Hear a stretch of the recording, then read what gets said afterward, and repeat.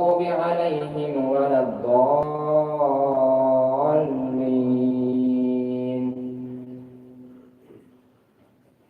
ولا تجادلوا أهل الكتاب إلا بالتي هي أحسن إلا الذين ظلموا منهم وقولوا آمنا بالذي أنزل إلينا وأنزل إليكم وإلهنا وإلهكم واحد ونحن له مسلمون.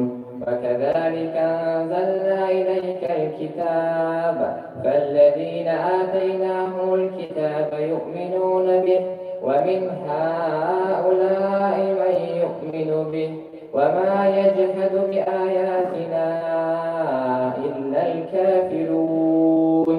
وما كنت تتلو من قبله من كتاب ولا تخطه بيمينك إذا لارتاب المبطلون.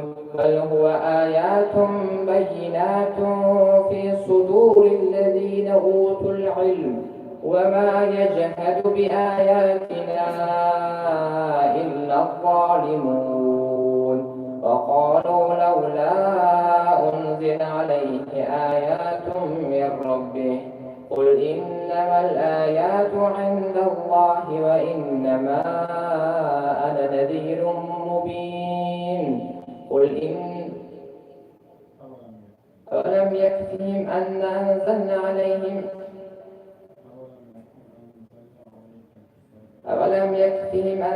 عليك الكتاب يتلى عليهم إن في ذلك لرحمة وذكرى للمؤمنين. الله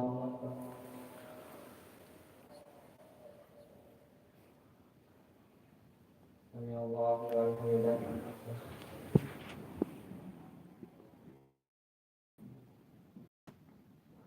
حمده.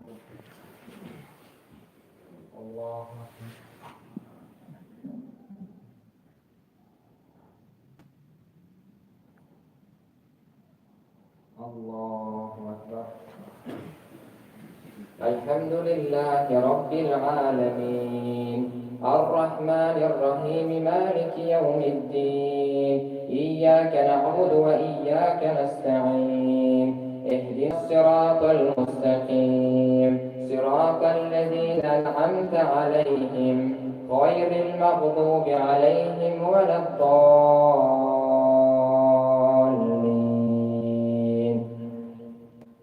ويستعجلونك بالعذاب ولولا أجل مسمى لجاءهم العذاب وليأتينهم بغتة وهم لا يشعرون.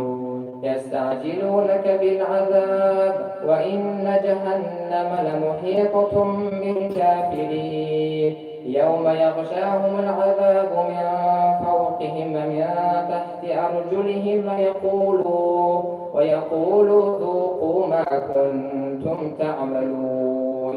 يا عبادي الذين آمنوا إن أرضي واسعة فإياي فاعبدون. كل نفس ذائقة الموت ثم إلينا ترجعون. كل نفس ذائقة الموت ثم إلينا ترجعون. والذين آمنوا وعملوا الصالحات لنبوئنهم من الجنة غرفا تجري من تحتها الأنهار خالدين فيها نعم أجر العاملين الذين صبروا وعلى ربهم يتوكلون. وكأي من دابة لا تحمل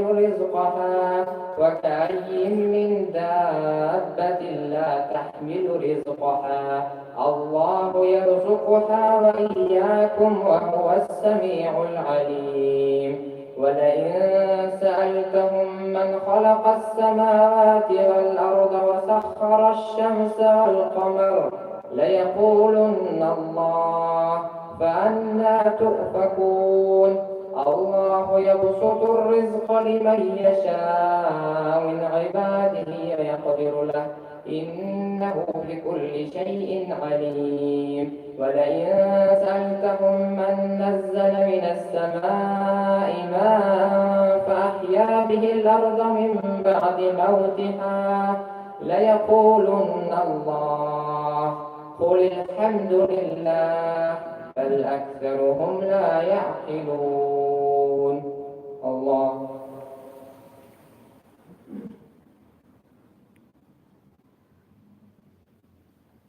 سمع الله لمن حمده. الله أكبر.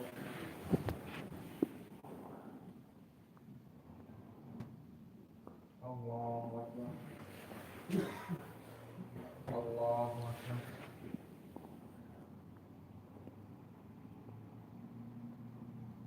الله أكبر.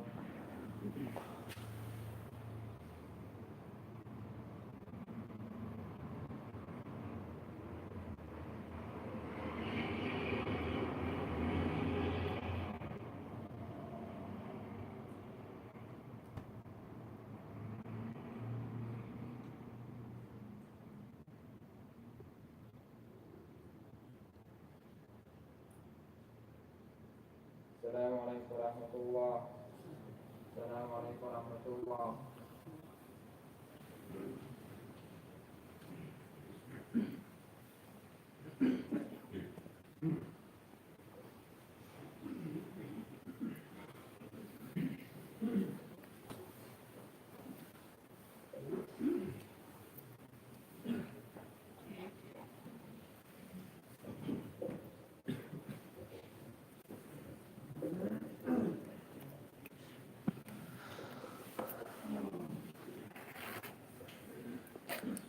الله أكبر.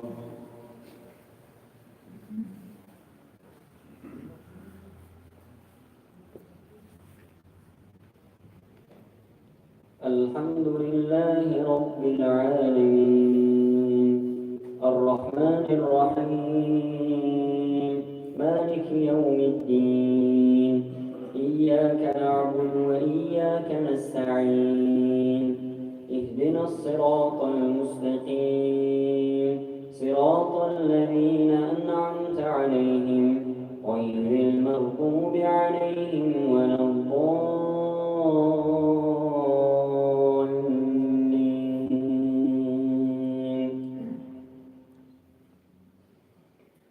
وما هذه الحياة الدنيا إلا لهو ولعب وإن الدار الآخرة لهي الحيوان لو كانوا يعلمون. فإذا ركبوا في الفلك دعوا الله مخلصين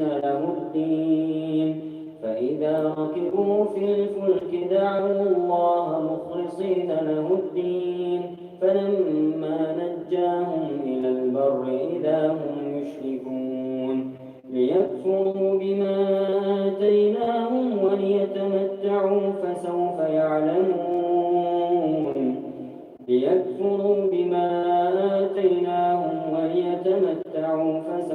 يعلمون. لو أنزلنا هذا القرآن على جبل لرأيته خاشعا ليكفروا بما آتيناهم وليتمتعوا فسوف يعلمون. أم أنزلنا هذا القرآن على جبل لرأيته خاشعا متصدعا من خشية الله ومن أظلم ممن افترى على الله كذبا أو كذب بآياته إنه لا يفلح الظالمون. والذين جاهدوا فينا لنهدينهم سبلنا وإن الله لمع المحسنين. الله أكبر.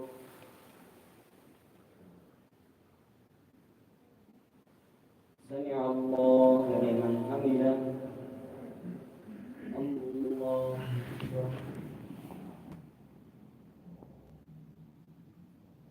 الله أكبر.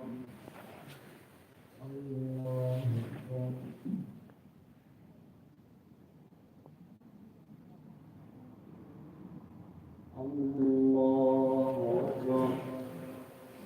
الحمد لله رب العالمين الرحمن الرحيم مالك يوم الدين إياك صراط المستقيم صراط الذين أنعمت عليهم غير المغضوب عليهم ولا الضالين.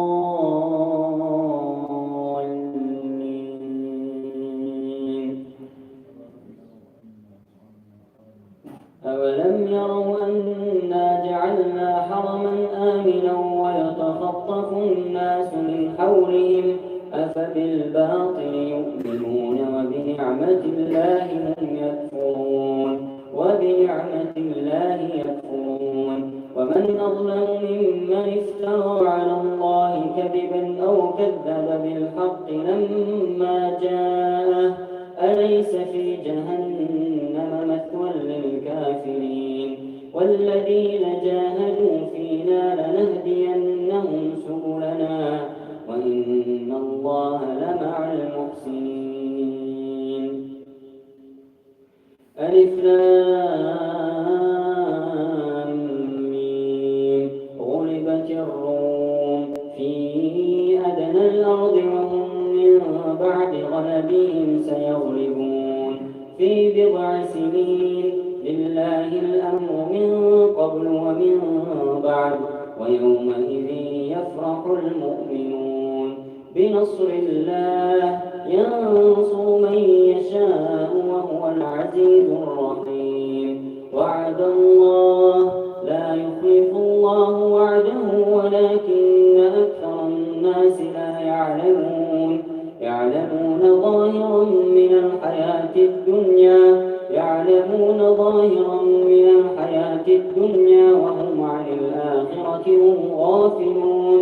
أولم يتفكروا في أنفسهم ما خلق الله السماوات والأرض وما بينهما إلا بالحق وأجل مسمى وإن كثيرا من الناس بلقاء ربهم لكافرون. أولم يسيروا في الأرض فينظروا عاقبة الذين من قبلهم كانوا أشد منهم قوة وأثاروا الأرض وعمروها أكثر مما عمروها وجاءتهم رسلهم بالبينات فما كان الله ليظلمهم ولكن كانوا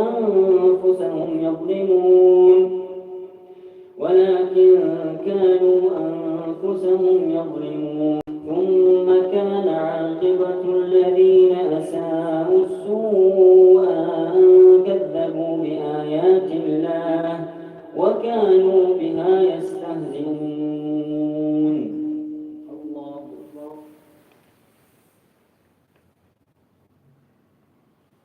سمع الله لمن حمده.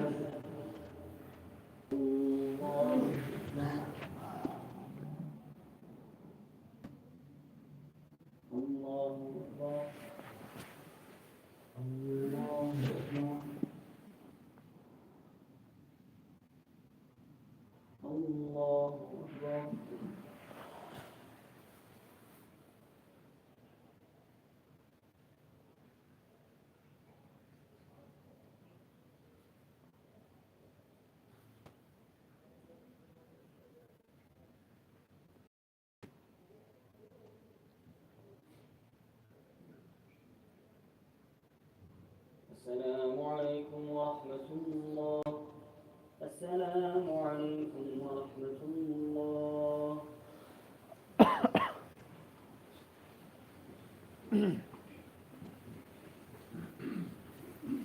الله أكبر.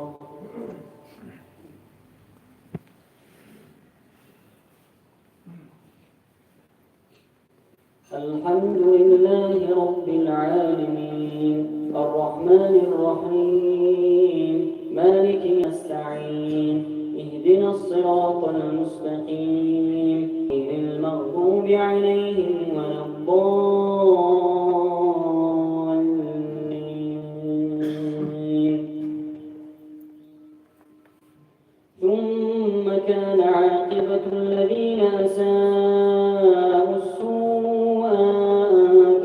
كذبوا بآيات الله وكانوا بها يستهزئون الله يبدأ الخلق ثم يعيده ثم إليه ترجعون ويوم تقوم الساعة يبلس المجرمون ولم يكن لهم من شركائهم شفعاء وكانوا بشركائهم كافرين ويوم تقوم الساعة يومئذ يتفرقون فأما الذين آمنوا وعملوا الصالحات فهم في روضة يحبرون وأما الذين كفروا وكذبوا بآياتنا ولقاء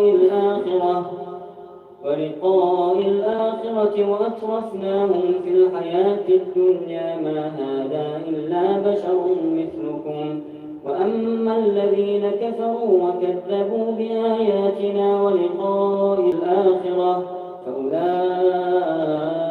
في العذاب محضرون فسبحان الله حين تمسون وحين تصبحون وله الحمد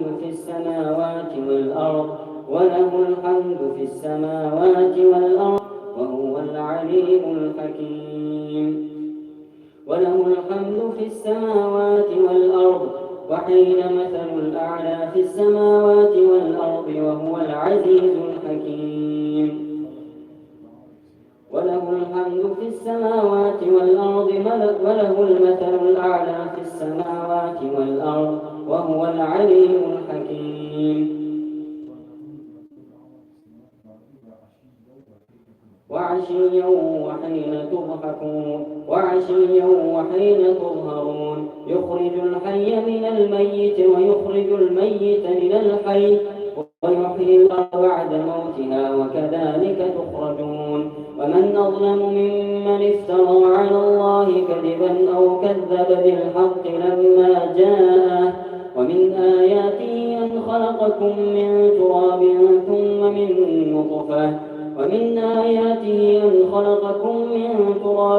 ثم إذا أنتم بشر تنتشرون ومن آياته أن خلق لكم تسكنوا إليها وجعل بينكم مودة ورحمة إن في ذلك لآيات لقوم يتفكرون. الله أكبر.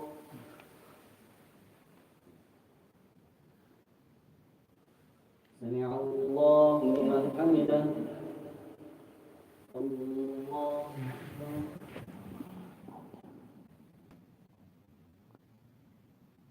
الله أكبر. الله أكبر.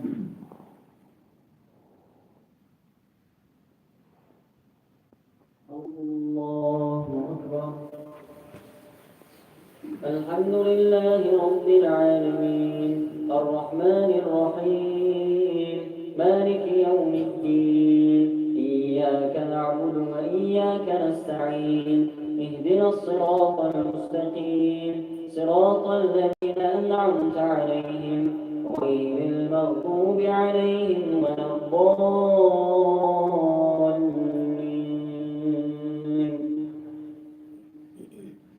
ومن آياته خلق السماوات والأرض واختلاف ألسنتكم وألوانكم إن في ذلك لآيات للعالمين. ومن آياته منامكم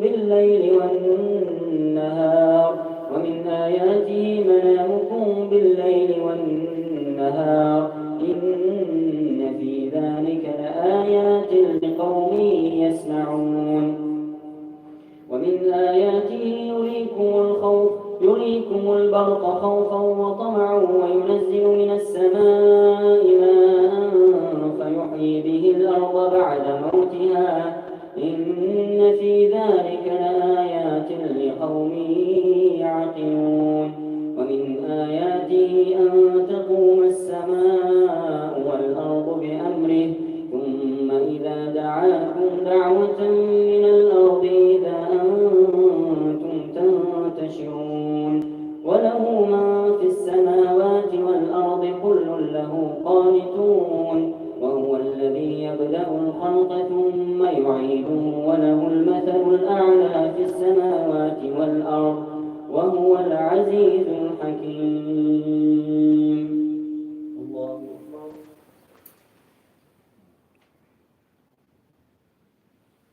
سمع الله لمن حمده.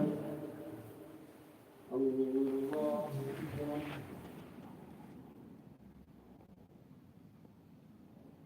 الله أكبر. الله أكبر. الله أكبر.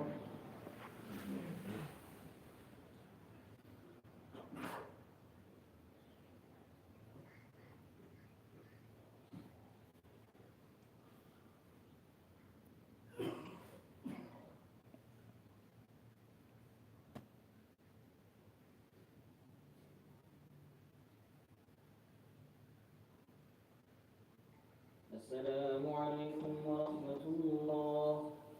السلام عليكم ورحمة الله.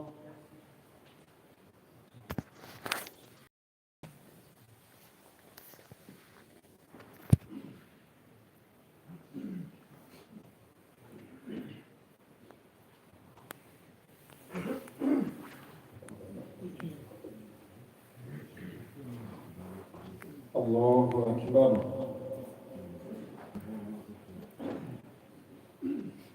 الحمد لله رب العالمين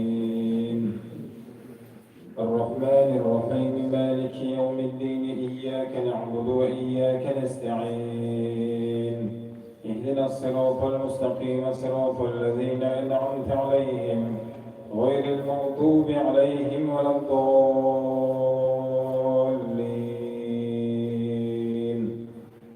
قالت إحداهما يا أبت استأجره إن خير من استأجرت القوي الأمين قل كفى بالله بيني وبينكم شهيدا يعلم ما في السماوات والأرض والذين آمنوا بالباطل وكفروا بالله أولئك هم الخاسرون إن الله بكل شيء عليم.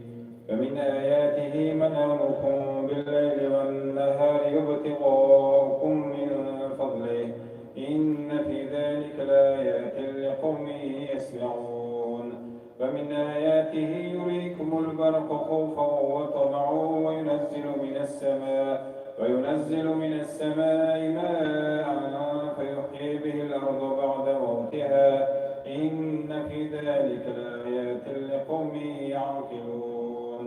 ومن آياته أن تقوم السماء والأرض بأمره ثم إذا دعاكم دعوة من الأرض إذا أنتم تخرجون وله من في السماوات والأرض كل له قانتون وهو الذي يبدأ الخلق ثم يعيده وهو أهون عليه وله المثل الأعلى في السماوات والأرض وله المثل الأعلى في السماوات والأرض وهو العزيز الحكيم. ضرب لكم مثلا من أنفسكم هل لكم مما ملكت أيمانكم من شركائكم فيما رزقناكم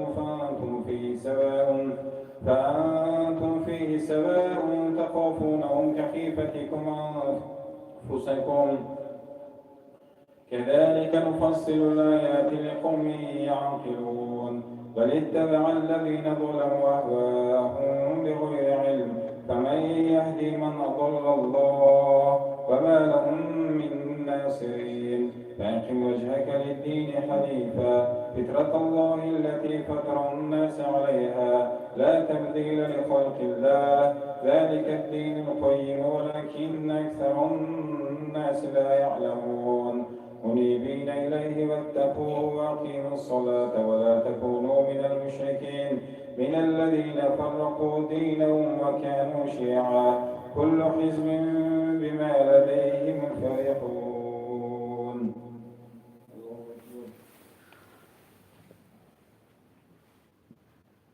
سمع الله لمن حمده. الله أكبر.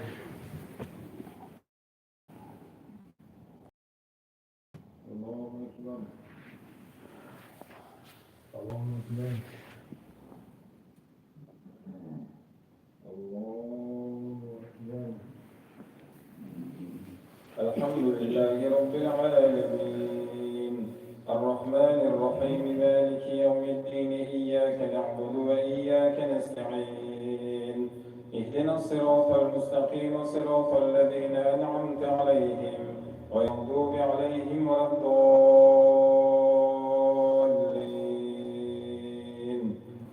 قل فإذا مس الناس ضر دعوا ربهم منيبين إليه ثم إذا أذاقهم منه رحمة إذا فريق منهم بربهم يشركون ليكفروا بما آتيناهم فتمتعوا فسوف تعلمون. أم أنزلنا عليهم سلطانا فهو يتكلم بما كانوا به يشركون فإذا أذقنا الناس رحمة فرحوا بها فإن تصبهم سيئة بما قدمت أيديهم إذا هم يقنطون. أولم يروا أن الله يبسط الرزق لمن يشاء ويقدر إن في ذلك لآيات لقوم يؤمنون. فآت ذا القربى حقه والمسكين وابن السبيل ذلك خير للذين يريدون وجه الله وأولئك هم المفلحون. وما آتيتم من ربا ليربو في أموال الناس فلا يربو عند الله وما آتيتم من زكاة تريدون وجه الله فأولئك هم المضعفون. الله الذي خلقكم ثم رزقكم ثم يميتكم ثم يحييكم هل من شركائكم من يفعل من ذلكم من شيء سبحانه وتعالى عما يشركون. ظهر الفساد في البر والبحر بما كسبت أيدي الناس ليذيقهم بعض الذي عملوا لعلهم يرجعون.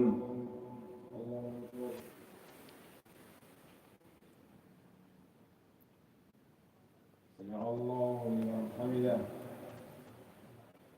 الله أكبر.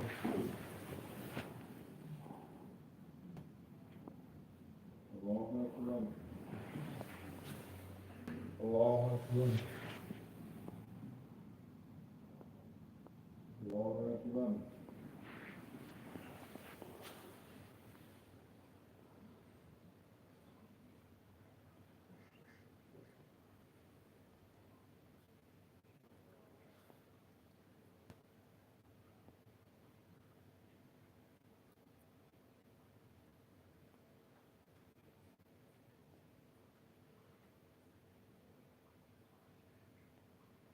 السلام عليكم ورحمة الله. السلام عليكم ورحمة الله.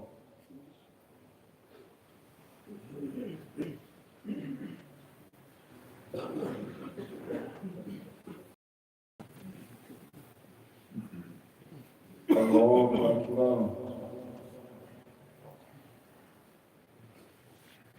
الحمد لله رب العالمين الرحمن الرحيم مالك يوم الدين إياك نعبد وإياك نستعين اهدنا الصراط المستقيم صراط الذين أنعمت عليهم غير المغضوب عليهم ولا الضالين.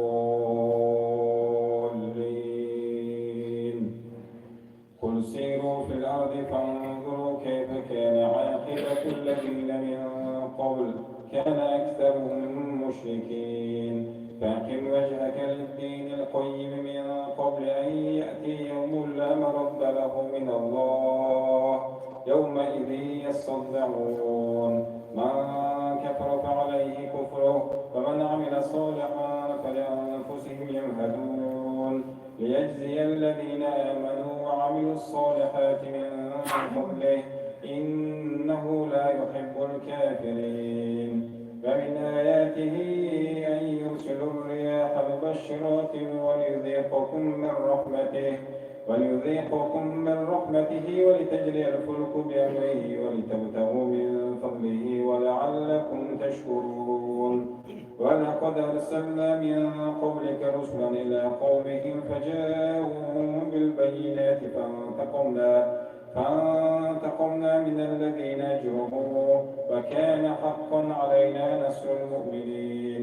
الله الذي يرسل الرياح فتثير سحابا فيبسطه في السماء كيف يشاء ويجعله كسفا فترى البرق يخرج من خلاله فإذا أصاب به من يشاء من عباده إذا هم يستبشرون فإن كانوا من قبل أن ينزل عليهم من قبله لمبلسي آثار رحمة الله كيف يحيي الأرض بعد موتها إن ذلك لمحيي الموتى وهو على كل شيء قدير.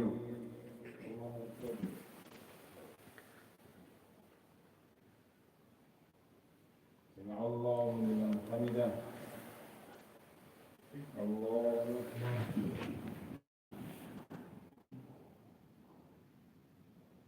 الله أكبر. الله أكبر.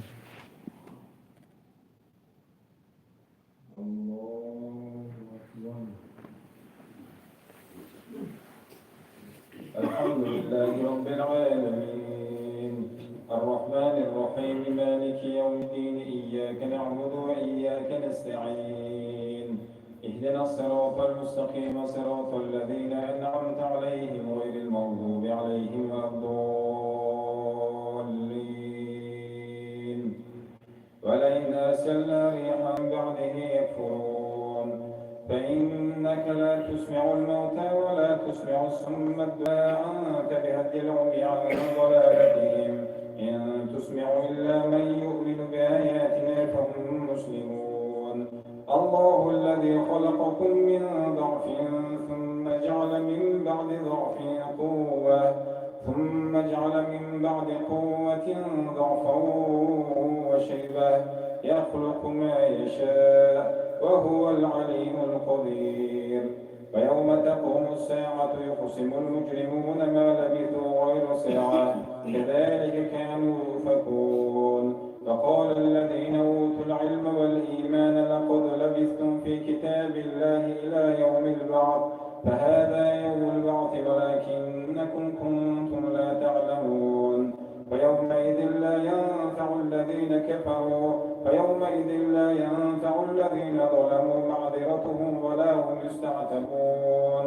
ولقد ضربنا للناس في هذا القرآن من كل مثل ولئن جئتهم بآية ليقولن الذين كفروا إن أنتم إلا مبطلون. كذلك يطبع الله على قلوب الذين لا يعلمون. فاصبر إن وعد الله حق ولا يستخفنك الذين لا يوقنون.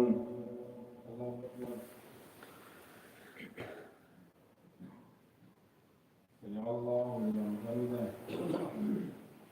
الله أكبر. الله أكبر. الله أكبر.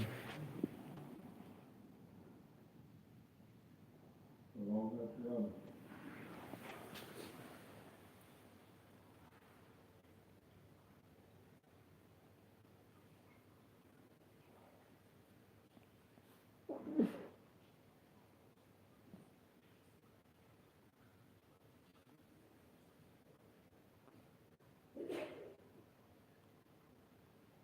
السلام عليكم ورحمة الله.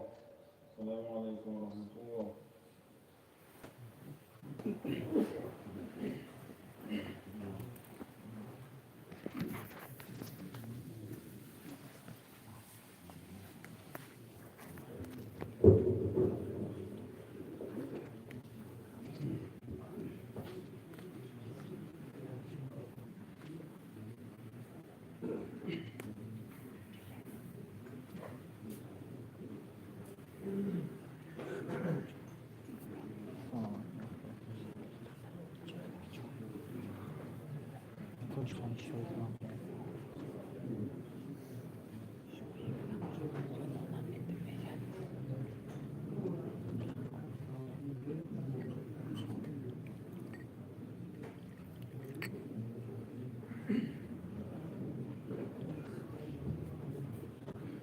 بسم الله الرحمن الرحيم. الحمد لله والصلاة والسلام على رسول الله ما بعد السلام عليكم برادران محترم. شکر و سپاسگزاری می‌کنیم خداوند را که هر یک ما و شما را برای برپا داشتن عبادتش اینجا دعوت نموده اجابت نموده حاضر گردیدیم.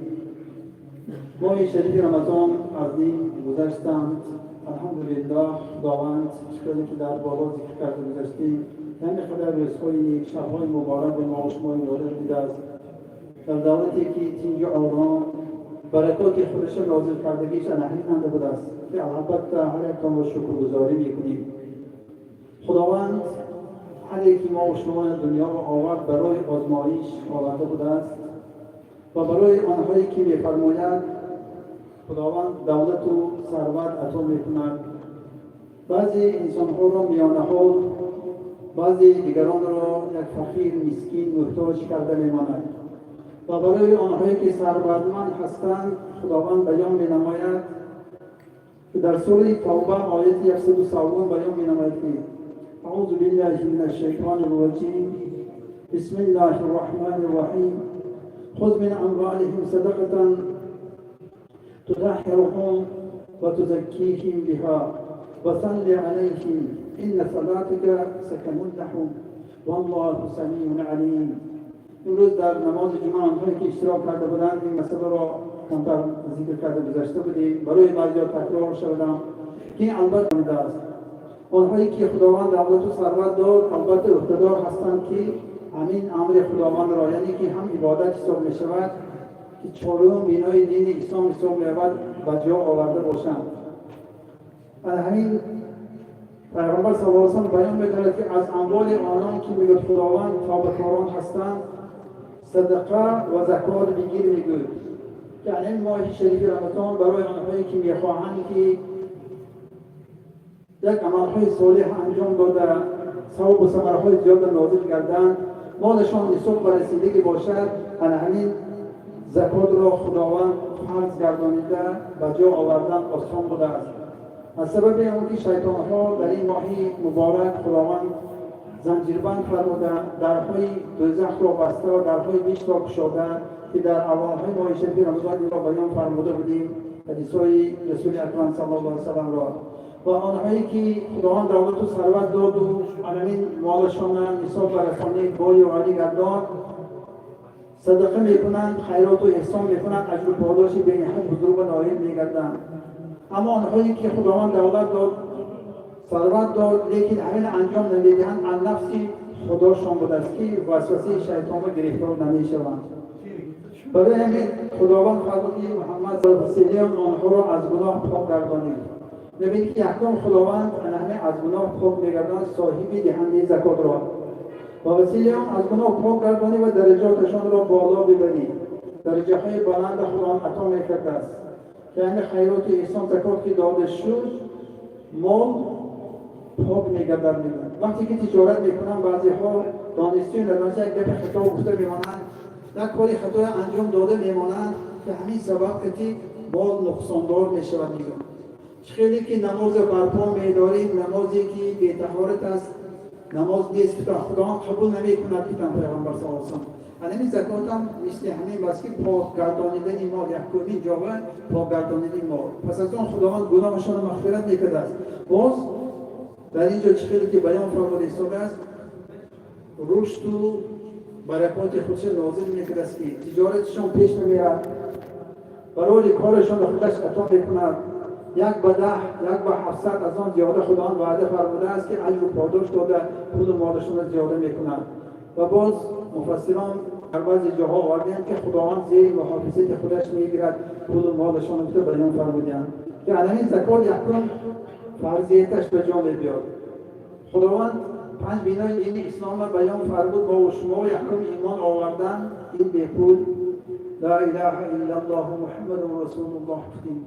خیلی که ایمان آوردیم مسلمان شدیم عملهای صالح انجام دادیم مؤمن میشد قلب و ما جای گرفت مهر و محبت خداوند.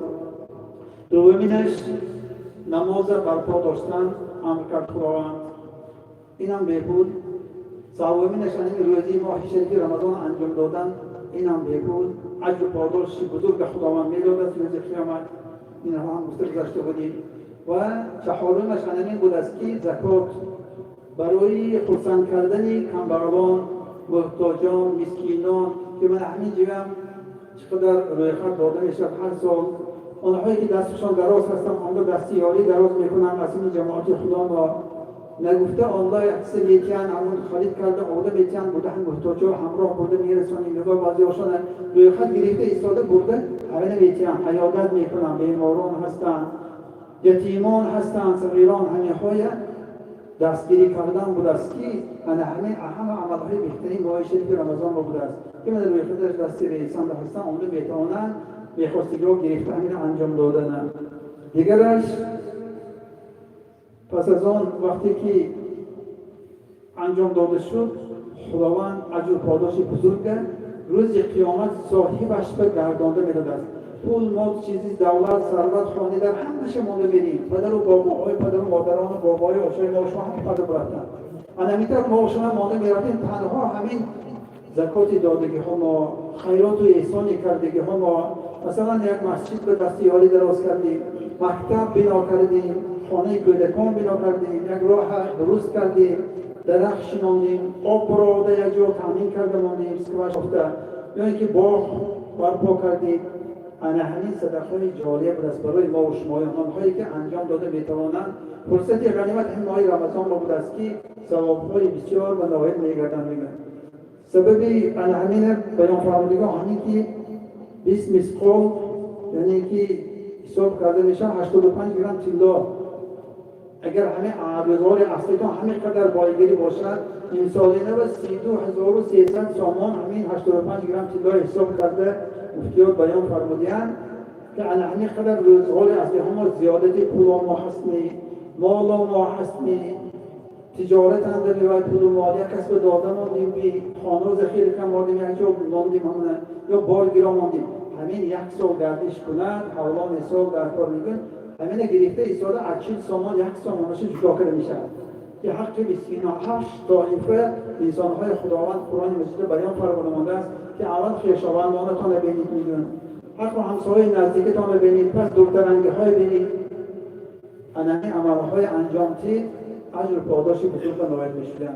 باز اینجا خدا این آیت کریمه بیان فرموده است که پیامبر صلی الله علیه و بیان میکند که در حقشان برایشان دعا کنید وقتی که همون زکات پرداخت کردن یعنی از بای ثروتمندان گرفته همه بیوه بیچاره محتاجا و تیز گفته خداوند بیان فرموده است که در حق آنها باید امر مستحب است که هر یک امام مسجد یا اینکه همون جانشینشان همون خالقه در حق آنها دعا کنند که قلب آنها آرام می‌یابد میگه خداوند و خداوند الله تعالی شنوا و داناست که بیان فرموده است. اکنون پول و مال یعنی که دادن زکات خوب می‌شود. دومش عبادت به جا می‌آید. سومش رشد و برکات خداوند نازل شده کارتان پیش برفته مالتان زیاده می‌شود.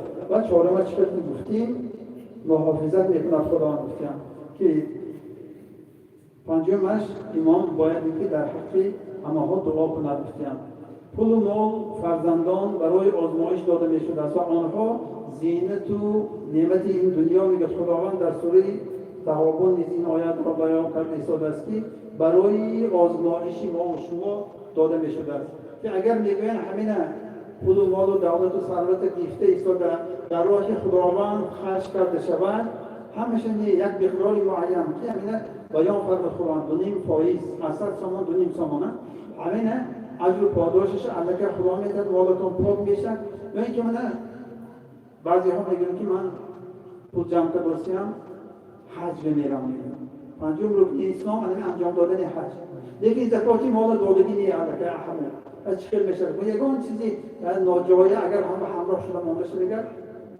هم پول مال خیلی که گفتیم پاک نکرده باشد خداوند گفته خداوند پاک نشده باشد چی میشه کنه حج میرفته که همون یک کس رو یک دادرشان خواهرشان هستند اما محتاج هستند اما یکشون دستیاری دراز نمیتونن فقط جمع کردیم حج رو میریم حج رفتگیشان آیا الله قبول میکند آیا نه اینم نامعلوم شده میماند که همین بیان اهمیت دادن در کار که البته به کسی حج برفتن همون پول و مال پاک گردانیدن ضرور بوده است یا یک کاری یک انجام دادن همون پول مال پاک گرداندن در کل میکنه.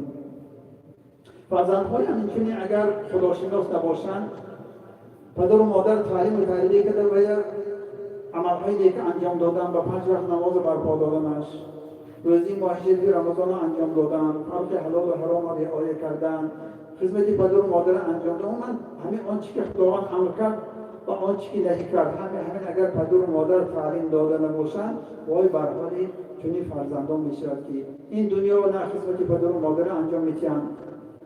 یک کلاس‌های عزت و احترامشان نمیکنند. یکی همین عمل‌هایی که تعلیم داده باشند پدر و مادران، که فرزندان چی میشن که خدمت پدر و مادر یکم انجام داده در این بهشت خداشناس بهشون خلق و وطن و خدمت میکنند. کلاس‌های عزت و احترام میکنند. چیزی که پیامبر صلی الله علیه و آله بیان فرمودند، کودکان را گرامی می‌دارند، کارهایی که انجام داده. بعد پدر و مادر از دنیا رفتن، خدمتشان دنیا انجام دادن می در حقشان دعاهایی نیک کرده نیستند. یک بی‌درخت میشنم میگن همین ثوابش پدر جانم رو بخشیدم یا مادرکم رو بخشیدم، یا خیرات میکنن، یک گدای دیگر شما یک نام میکنن ثوابش پدرم مادرم گفته نام کرده نام برکرده، آن که ثواب همین رفته نیست. نماز میخونن اللهم اغفر لی و لوالدی، گفته پروردگار من مغفرت کن، گناههای پدر و مادرم مغفرت کن، دعا کرده نیستند. اکنون مقصد اساسی همین جانب است که شفای آن نصیب باشد. داخل مانده من چند آیات خدا آوردگی سبب دادن زکات، سبب ندادن زکات چی میشه، همین شفای آن ان شاء الله نصیب باشد. باز بیان میکنیم، دعا کنیم پروردگار عظیم‌الشان تا تو عبادت‌های عاجزانه ما درگاهت به قبول و مستجاب گردانی. خیرات و احسان کردگی‌های زکات مالشان دادگی‌های پرداخت کردگی‌ها اجر و پاداش خودت در دنیا در آخرت خداوند چه که خودت وعده فرمودی اجر و پاداش عطا فرمایی.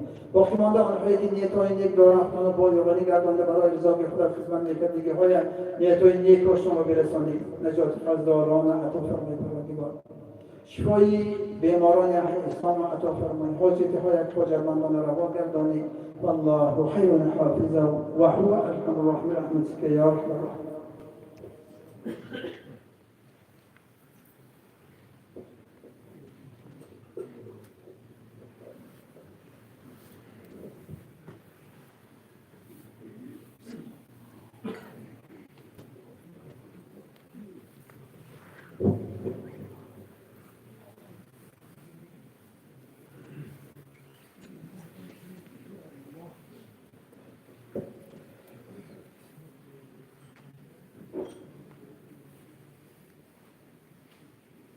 الله أكبر.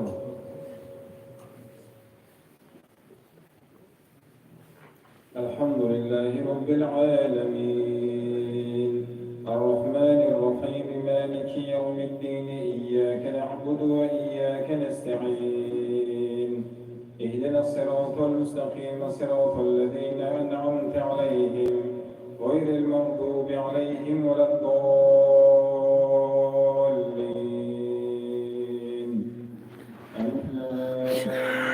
آمين. تنزيل الكتاب من الله العزيز الحكيم هدى وبشرى للمسلمين هدى ورحمة للمحسنين الذين يقيمون الصلاة ويؤتون الزكاة وهم بالآخرة هم يوقنون أولئك على هدى من ربهم وأولئك هم المفلحون. ومن الناس من يشتري لهو الحديث ليضل عن سبيل الله بغير علم ويتخذها هزوا أولئك لهم عذاب مهين. فإذا تتلى عليه آياتنا ولى مستكبرا كأن لم يسمعها كأن في أذنيه وقرا فبشره بعذاب أليم. إن الذين آمنوا وعملوا الصالحات لهم جنات النعيم خالدين فيها وعد الله حقا وهو العزيز الحكيم. خلق السماوات بغير عمد ترونها ثم استوى وألقى في الأرض رواسي أن تميد بكم وبث فيها من كل دابة فأنزلنا من السماء ماء فأنبتنا فيها من كل زوج كريم هذا خلق الله فأروني ماذا خلق الذين من دونه بل الظالمون في ضلال مبين ولقد آتينا لقمان الحكمة أن اشكر لله ومن يشكر فإنما يشكر لنفسه ومن يشكر فإنما يشكر لنفسه إن الله هو الغني الحميد إذ قال لقمان لابنه وهو يعظه يا بني لا تشرك بالله إن الشرك لظلم عظيم ووصينا الإنسان بوالديه إحسانا حملته أمه وحنا على وحن وفصاله في عامين أن اشكر لي ولوالديك إلي المصير فإن جاهداك تطعهما وصاحبهما في الدنيا معروفا واتبع سبيل من أناب إليه ثم إلي مرجعكم فأنبئكم بما كنتم تعملون يا بني إنها إن تك مثقال حبة من خردل فتكون في صخرة أو في السماوات أو في الأرض يأت بها الله إن الله لطيف خبير يا بني أقم الصلاة وأمر بالمعروف ونهى عن المنكر واصبر على ما أصابك إن ذلك من عزم الأمور ولا تسعر خدك للناس ولا تمش في الأرض مرحا إن الله لا يحب كل مختال فخور واقصد في مشيك واغضض من صوتك إن أنكر الأصوات لصوت الحمير الله أكبر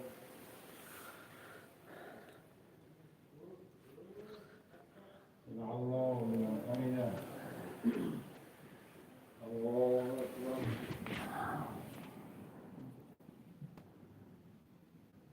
الله أكبر الله أكبر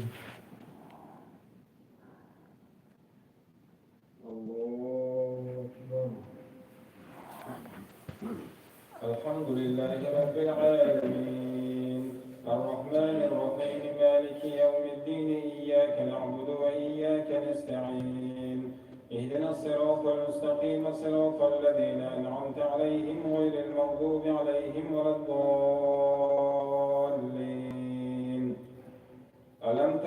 ألم تروا أن الله سخر لكم ما في السماوات وما في الأرض وأسبغ عليكم نعمه ظاهرة وباطنة ومن الناس من يجادل في الله بغير علم ولا هدى ولا كتاب منير فإذا قيل لهم اتبعوا ما أنزل الله قالوا بل نتبع ما وجدنا عليه آباءنا أولو كان الشيطان يدعوهم إلى عذاب السعير ومن يسلم وجهه إلى الله وهو محسن فقد استمسك بالعروة الوثقى وإلى الله عاقبة الأمور ومن كفر فلا يحزنك كفره إلينا مرجعهم فننبئهم بما عملوا إن الله عليم بذات الصدور نمتعهم قليلا ثم نضطرهم إلى عذاب غليظ ولئن سألتهم من خلق السماوات والأرض ليقولن الله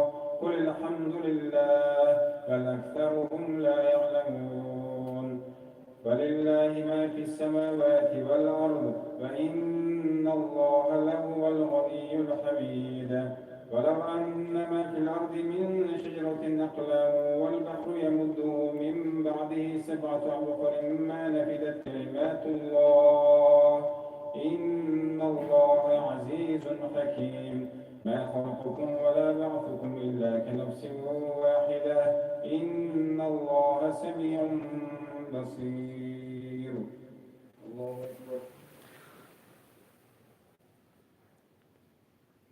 سمع الله لمن حمده الله أكبر الله أكبر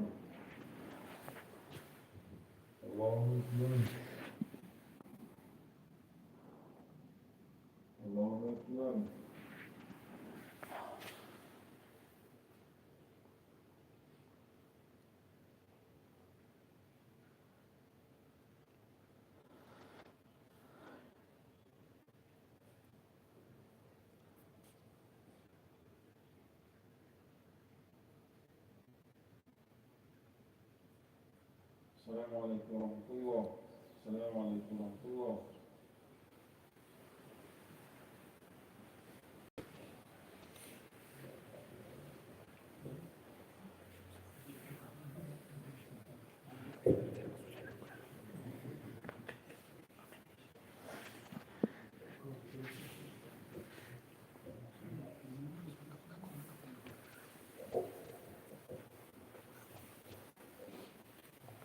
الله أكبر.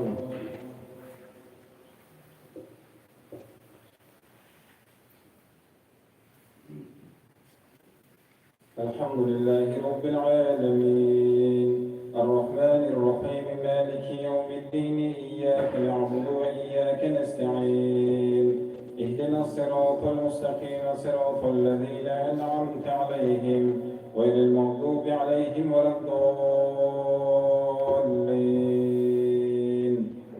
ألم تر أن الله يولج الليل في النهار ويولج النهار في الليل وسخر الشمس والقمر كل يجري إلى أجل مسمى وأن الله بما تعملون خبير. ذلك بأن الله هو الحق وأن ما يدعون من دونه الباطل وأن الله هو العلي الكبير. ألم تر أن الفلك تجري في البحر بنعمة الله ليريكم من آياته إن في ذلك لآيات لكل صبار شكور. فإذا غشيهم موج كذلل دعوا الله مخلصين له الدين فلما نجاهم إلى البر فمنهم مقتصد وما يجحد بآياتنا إلا كل ختار كفور. يا أيها الناس اتقوا ربكم واخشوا يوما لا يجزي والد عن ولده ولا مولود هو جاز عن والده شيئا إن وعد الله حق فلا تغرنكم الحياة الدنيا ولا يغرنكم بالله الغرور. إن الله عنده علم الساعة وينزل الغيث ويعلم ما في الأرحام وما تدري نفس ماذا تكسب غدا وما تدري نفس بأي أرض تموت إن الله عليم خبير.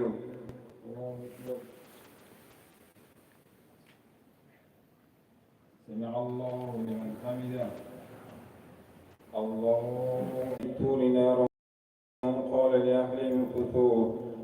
لأهلهم كثوا إني آنست نارا لعلي آتيكم منها بخبر أو آتيكم بشهاب قبس لعلكم تصطلون أفلا يبصرون. قل لن ينفعكم الفرار إن فررتم من الموت أو القتل فإذا لا تمتعون إلا قليلا. قل من ذا الذي يعصمكم من الله إن أراد بكم سوءا أو أراد بكم رحمة ولا يجدون لهم من دون الله وليا ولا نصيرا.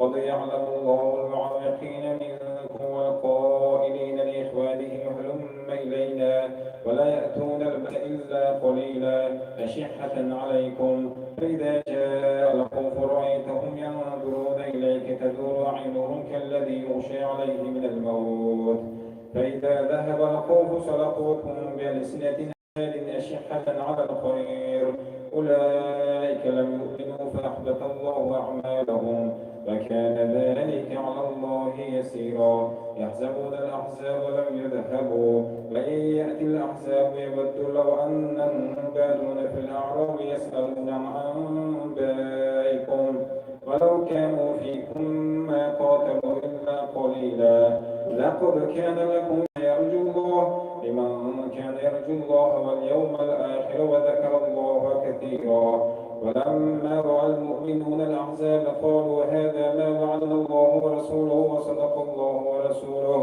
وما زادهم إلا إيمانا وتسليما.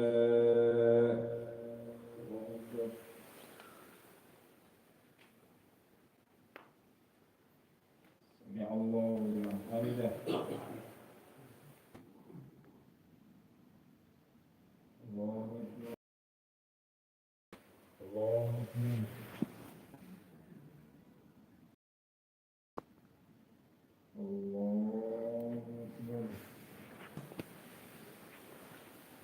الحمد لله رب العالمين الرحمن الرحيم مالك يوم الدين إياك نعبد وإياك نستعين اهدنا الصراط المستقيم صراط الذين أنعمت عليهم غير المغضوب عليهم ولا الضالين من المؤمنين رجال صدقوا ما عاهدوا الله عليه فمنهم من قضى نهبه ومنهم من ينتظر وما بدلوا تبديلا ليجزي الله الصادقين بصدقهم ويعذب المنافقين إن شاء أو يتوب عليهم وكان الله غفورا رحيما ورد الله الذين كفروا بغيظهم لم ينالوا خيرا وكفى الله المؤمنين القتال وكان الله قويا عزيزا فأنزل الذين ظاهروهم من أهل الكتاب من صياصيهم وقذف في قلوبهم الرعب فريقا تقتلون وتأثرون فريقا وأورثكم أرضهم وديارهم وأموالهم وأرضا لم تطروها وكان الله على كل شيء قديرا يا أيها النبي قل لأزواجك إن كنتن تردن الحياة الدنيا وزينتها فتعالين أمتعكن وأسرحكن سراحا جميلا فإن كنتن تردن الله ورسوله والدار الآخرة وأحسن الله فإن كنتن تردن الله ورسوله والدار الآخرة فإن الله أعد للمحسنات منكن أجرا عظيما يا نساء النبي من يأت منكن بفاحشة مبينة يضاعف لها العذاب ضعفين وكان ذلك على الله يسيرا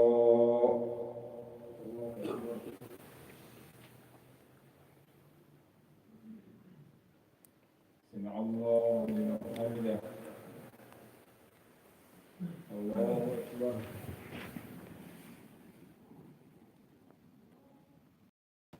الله أكبر الله أكبر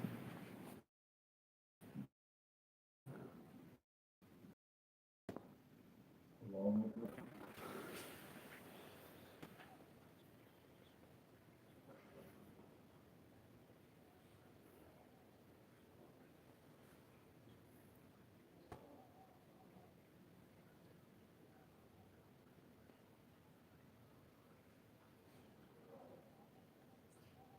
السلام عليكم ورحمة الله السلام عليكم ورحمة الله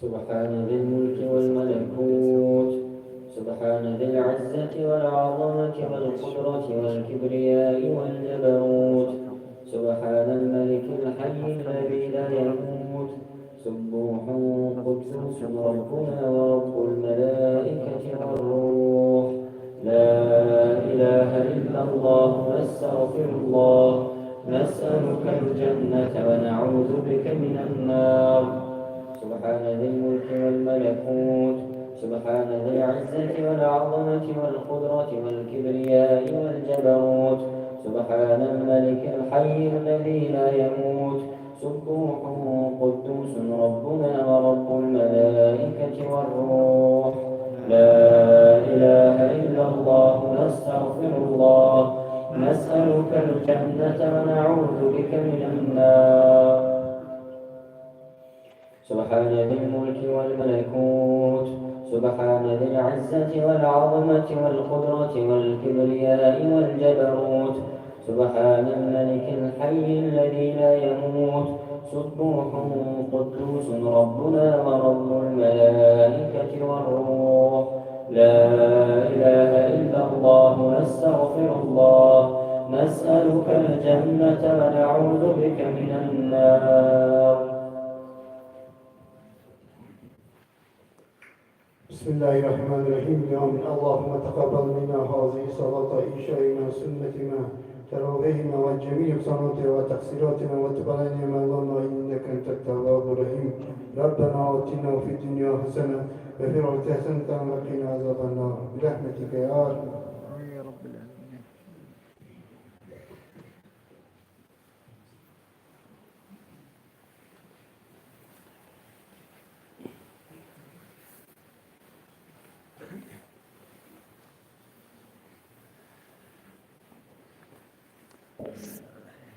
نماز الله أكبر.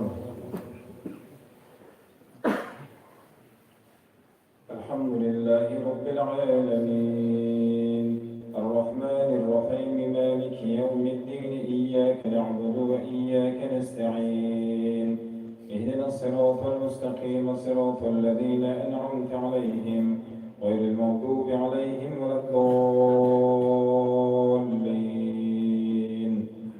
يسألك الناس عن الساعة قل إنما علمها عند الله وما يدريك لعل الساعة تكون قريبا إن الله لعن الكافرين وأعد لهم سعيرا خالدين فيها أبدا ولا يجدون وليا ولا نصيرا.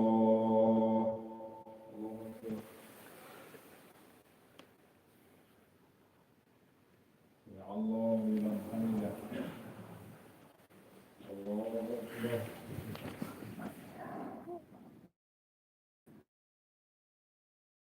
الله أكبر.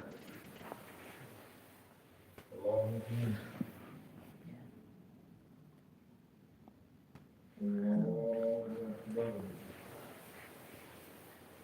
الحمد لله رب العالمين الرحمن الرحيم مالك يوم الدين إياك نعبد وإياك نستعين اهدنا الصراط المستقيم صراط الذين أنعمت عليهم غير المغضوب عليهم ولا الضالين. يوم تقلب وجوههم في النار يقولون يا ليتنا أطعنا الله وأطعنا الرسولا فقالوا ربنا إنا أطعنا سادتنا وكبراءنا فأضلونا السبيلا ربنا آتهم ضعفين من العذاب والعنهم لعنا كبيرا.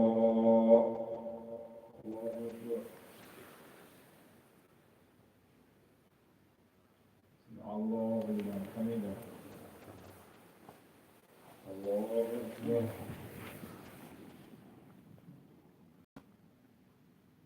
الله أكبر. الله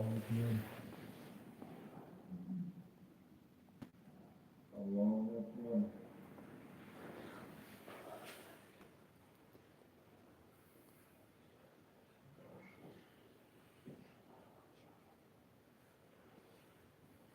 الله أكبر.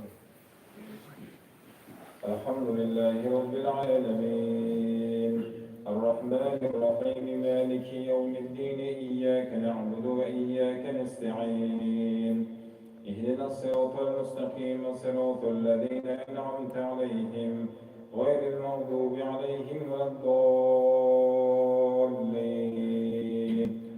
يا أيها الذين آمنوا لا تكونوا كالذين آذوا موسى فبرأه الله مما قالوا وكان عند الله وجيها.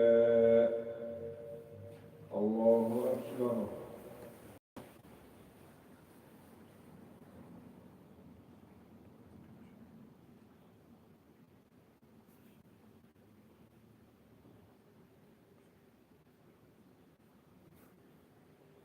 الله أكبر.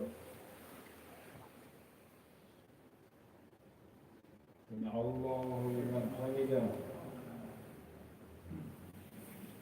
الله أكبر.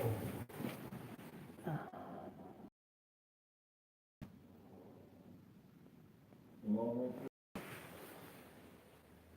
الله أكبر.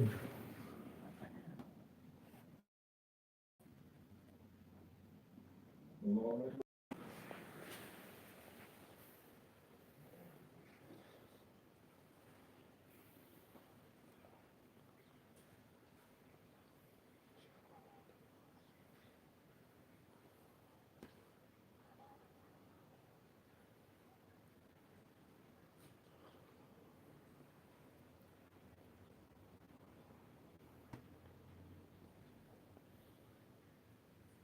السلام عليكم ورحمة الله. السلام عليكم ورحمة الله.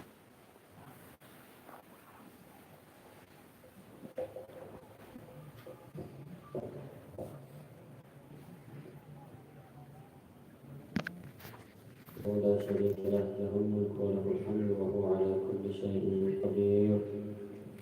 بسم الله الرحمن الرحيم. اللهم تقبل منا هذه الصلاة إنشاءنا وتراويحنا وبكرنا واغفر عنا مع جميع نقصاناتنا وتقصيراتنا ولا تجرم به وجوهنا وردنا طيبة الزوم دربه بقبول مستجاب كالمني فهذه صحة خاطر جام فيز بركات أهل خانه ولحرق أهل جماعة ما يعترفون قوی و خدمت کردوسیان خداوند به اجر پاداش شخصی عبادت و فرموده این واشان را زیاده گردانی اون برادرانی که برای مسجد برای نمازگزاران آماده میکنند خیرات احسان میکنند قهوه‌ها چای‌هایی گواه اینجا آماده نمایی ایستادند خدمت‌های کردوسی که شان اجر پاداشش خودت عطا فرمای هر یک حاجتمندانی که قلبشان در ضمیر قلبشان در مراد و مقصد نیکشان های پروردگار خودش و حاجتشان را روان گردانیده مراد و مقصد نیکشان خدا را برآورده خیر گردانید ربنا آتنا في الدنيا حسنة وفي الآخرة حسنة وقنا عذاب النار برحمتك يا أرحم الراحمين.